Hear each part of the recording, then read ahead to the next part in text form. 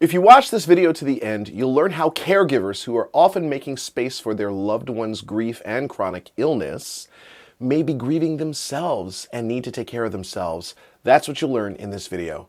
Thank you for taking a moment to watch this. My name is Mike Veny, and if you are new to this channel, welcome. I regularly share brand new videos and invite you to subscribe so you don't miss this opportunity.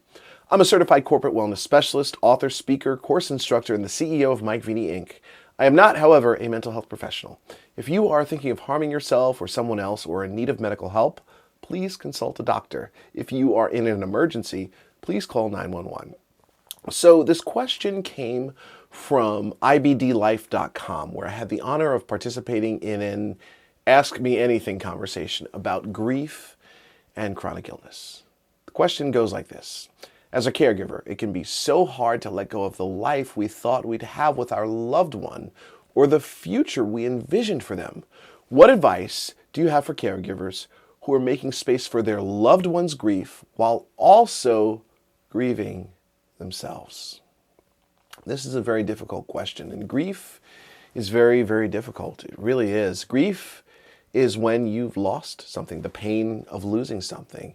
If you've got depression, it's going to make it worse. If you don't have depression, it's going to probably give you depression. But there are three things that you can do as a caregiver to manage your own grief so you can be there for your loved one to support them through their chronic illness and grief. Number one, doubling down on your own self-care.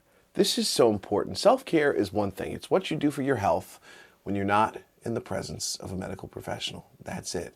And we hear about self-care so much, it's almost like this overused term that, do we even need to talk about it anymore? But it's so important because what it does is it gives you space to deal with your thoughts and feelings, whether you're going through grief or not. It's something important. I always remind people that if you brushed your teeth today, that's a form of self-care. If you did not brush your teeth today, no judgment from me. But the idea is what you do for your health when you're not in the presence of a medical professional. So one thing you can do is really make time for it. Go out of your way to make time for it. Now, if you're caring for someone with a chronic illness, this can be a little difficult. Easier said than done, Mike, right? So sometimes you have to be creative. Maybe you have to be caring for someone and do certain things at certain intervals. So you have to creatively schedule walks in between those intervals to get yourself out of the house, to get some fresh air, things like that. So it's important to be creative, take care of your health, and find time to really pause and be with your feelings.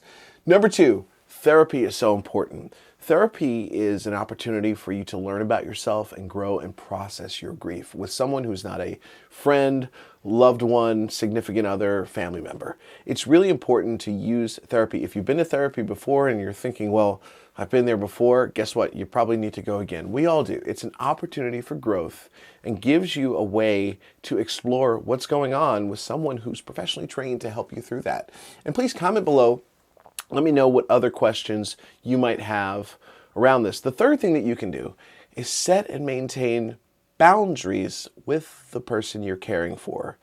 Now, this is another one that's easier said than done, but boundaries, all they are property lines. They're where you say no to certain things. So, for example, maybe the person you're caring for is going through grief and you can only take a certain amount of complaining about some things. Well, you're going to have to put a limit on that. And it's not easy to do when you're caring for someone, and sometimes you'll actually feel a guilt that comes with that because you feel like you need to be there all the time. So it's really important to make peace with imperfection as you go about the caregiving process and letting certain problems go unsolved. You can't do everything, and that's really hard to do because you're under a pressure of taking care of someone else. For all I know, their life might be on the line if you miss something. So it's really important to strike this balance between taking care of that person and setting boundaries for yourself. There's a great book called Boundaries by Dr. Henry Cloud, which can give you some tools. It's not about saying no to everything. No, it's about just saying no to certain things so you can bring your best self to the person that you love. So it's important to address your grief. In summary, three things you can do. Number one, double down on taking care of you. Get really aggressive about that and really creative. Number two, go to therapy. If you've been to therapy before, go again. Number three, set and maintain boundaries for yourself. Easier said than done. Takes practice, it takes knowledge, but I promise you that it's possible. So now you know how caregivers who are making space for their loved one's grief can take care of themselves, especially if they are grieving. If you liked this video, please click that like button, share it with your friends. And I just want to say thank you so much for being here and continue to take care of you.